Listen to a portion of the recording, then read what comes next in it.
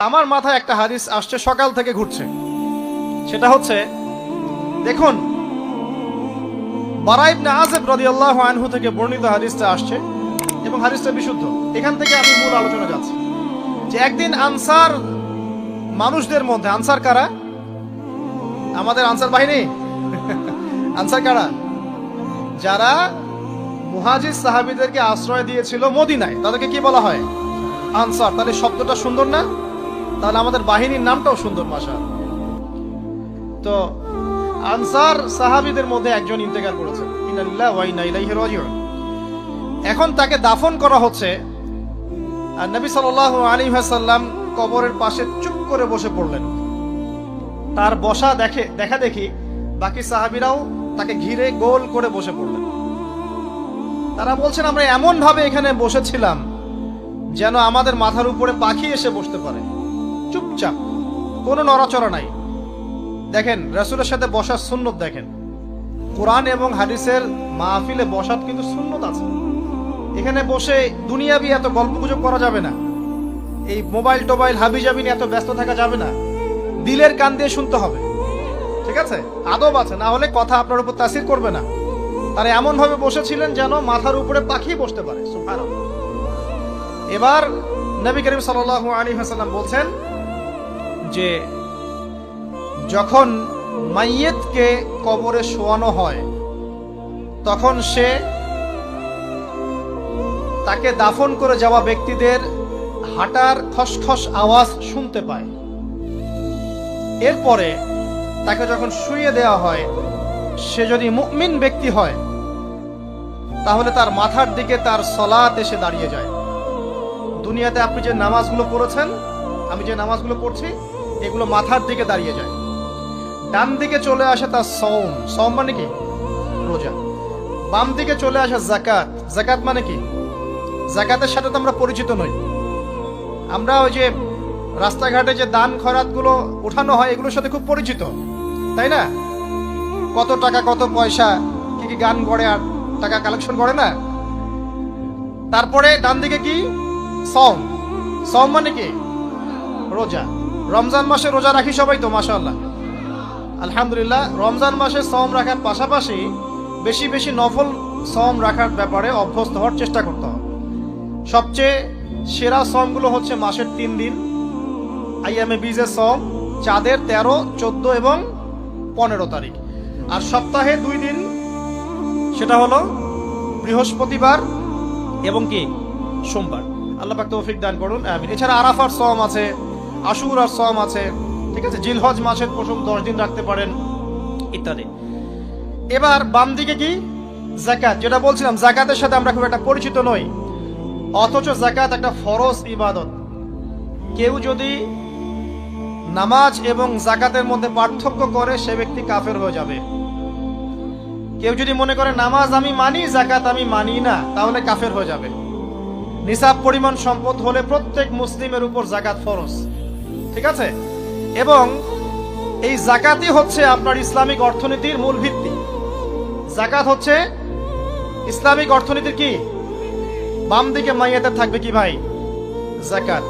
তারপরে পায়ের দিকে চলে আসবে তার আত্মীয়তার সম্পর্ক রক্ষার ইবাদত, তার এই যে অন্যান্য দান সদকা, তার নফল আমল, তার তাসবিহ তাহলিল, তার কোরআন তেলাওয়াত ইত্যাদি পায়ের দিকে চলে আসবে। এখানে একটা হাদিস এসেছে, সূরাতুল মুলক যে ব্যক্তি রাতের বেলা তেলাওয়াত করবে, কোন সূরা ভাই?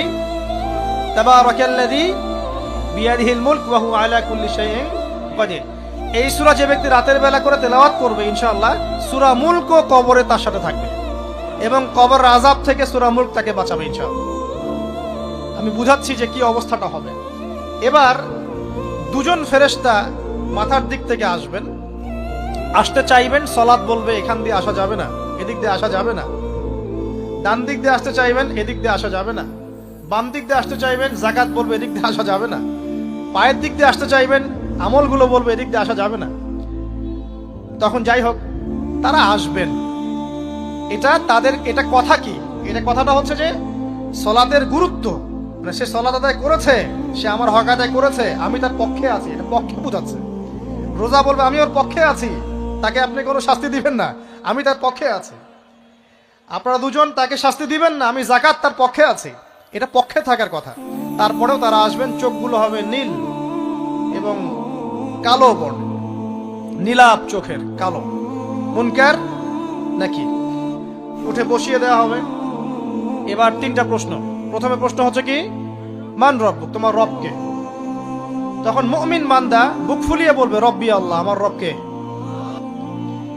তারপরে প্রশ্ন হয়ে যাবে মা দিনুক, তোমার দিন কি ছিল?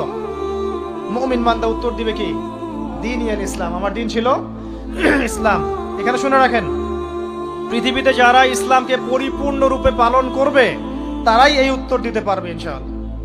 যারা ইসলামকে ঠাট্টা বিদ্রুপের হাসি তামাশার পাত্র বানিয়েছে, মন চাইলে কিছু করি, মন চাইলে কিছু করি না, সহজগুলো একটু আমল করি, বাকি কিছুর আমল ধারি না, হ্যাঁ, নামাজ পড়ি, সুদ ছাড়তে পারি না, ঠিক আছে, বছর বছর ওমরা করি, এদিকে ঘুষ দুর্নীতি ছাড়তে পারি না, ইসলামকে ঠাট্টা তামাশার পাত্র বানিয়েছে, এরা কোশ্চিন কালে উত্তর দিতে পারবে না মা দিনুক, দিনে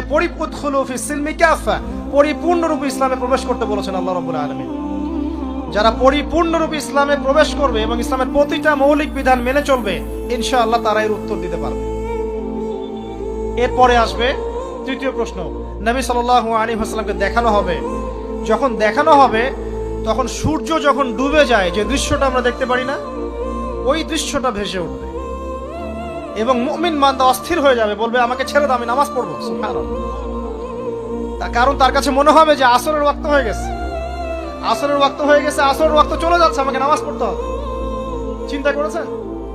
ওই যে একটা হাদিস আছে না, যে 7 শ্রেণীর মানুষকে আল্লাহ রাব্বুল আলামিন আরশের ছায়া ছায়া দিবেন, তার মধ্যে এক শ্রেণীর মানুষকে যার অন্তর মসজিদের সাথে ঝুলে থাকে, তার মন মসজিদের সাথে ঝুলেছিল, এই সূর্য ডুবে গেল বলে আমাকে ছেড়ে দাও, আমি নামাজ পড়তে যাব। তখন ফেরেশতারা বলবেন তোমাকে নামাজ পড়তে দেয়া হবে, তবে তার আগে তুমি এর উত্তর দাও। কি উত্তর? এই ব্যক্তির দিকে তাকাও। তখন নবী সাল্লাল্লাহু আলাইহি ওয়াসাল্লামকে দেখানো হবে, সাল্লাল্লাহু আলাইহি ওয়াসাল্লাম দরুদ পড়বেন, বলা হবে যে এই ব্যক্তির সম্পর্কে তোমার কি ধারণা? মান হাযা রাজুলু বুইসা ফিকুম, এই ব্যক্তি কে, যাকে তোমাদের কাছে পাঠানো হয়েছিল?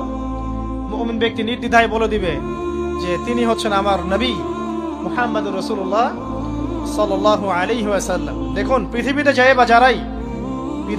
বা যারাই নবী সাল্লাল্লাহু আলাইহি ওয়াসাল্লামের সুন্নতের উপর আমল করবে, ইনশাআল্লাহ সে তার উত্তর দিতে পারবে।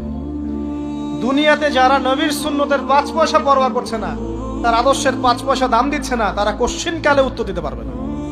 নাম হতে পারে আব্দুর রহমান, আব্দুর রহিম, নবীর সুন্নতের ধার ধারে না, তারা উত্তর দিতে পারবে না।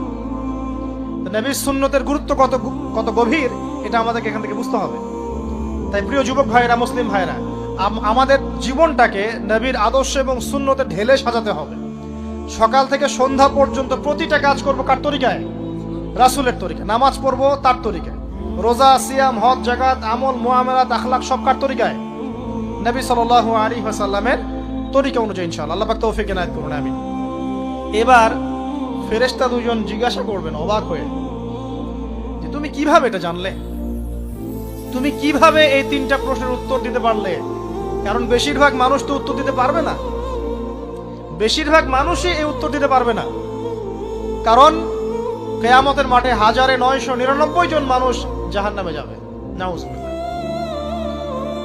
তো এটা কঠিন পরীক্ষা। আল্লাহ রাসূল সাল্লাল্লাহু আলাইহি ওয়াসাল্লাম বলেছেন যে নিশ্চয়ই তোমাদেরকে এখানে পরীক্ষায় ফেলা হবে, আর তোমরা যদি এই পরীক্ষা জেনে তোমাদের মৃতদেরকে দাফন করা থেকে বিরত না থাকতে, তাহলে আমি তোমাদেরকে শুনিয়ে দিতাম কবরে কেমন পরীক্ষা হয়। মানে যদি আমরা শুনতে পারতাম যে কবরে কেমন পরীক্ষা হয়, আমরা ভয়ে আমাদের মৃতদেরকে দাফন পর্যন্ত করতাম না। এটা নবীজি বলছেন সাল্লাল্লাহু আলাইহি ওয়াসাল্লাম। তাকে জিজ্ঞাসা করা হবে যে তুমি কিভাবে জানলে এটা? বেশিরভাগ মানুষ তো পারে না উত্তর দিতে। তখন সেই ব্যক্তি বলে বসবে, সেই ব্যক্তি বলবে যে করাতু কিতাব আল্লাহ, আমি আল্লাহর কিতাব এই কোরআন পড়েছি। মুমিন বলবে আমি আল্লাহর কোরআন পড়েছি, ফাআমানতু বিহি, আমি এর উপর ঈমান এনেছিলাম, ওয়া সাদ্দাকতু, এবং সত্যায়ন করেছিলাম। সুবহানাল্লাহ। অতএব দুনিয়াতে যারা দ্বীনের জ্ঞান অর্জন করছে না, কোরআন পড়ছে না, হাদিস পড়ছে না, পড়াশোনার চেষ্টা করছে না, জানার চেষ্টা করছে না, কবরে পার পাওয়া ডিফিকাল্ট আছে।